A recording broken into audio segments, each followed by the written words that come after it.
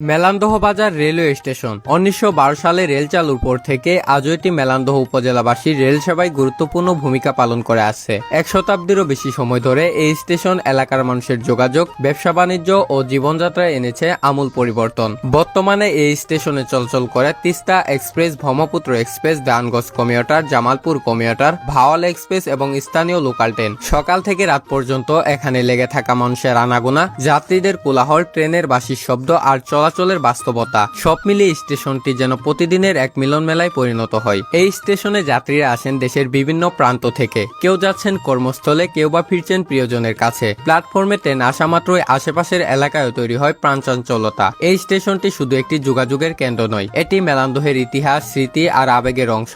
বছরের পর বছর পেরিয়ে গেলেও মেলান্দহ বাজার রেলওয়ে স্টেশন আজও মানুষের জীবনের সঙ্গে গভীরভাবে জড়িয়ে আছে। সঙ্গে ছিলাম আমি নাইমুল ইসলাম নাইম, বাংলার মাটি।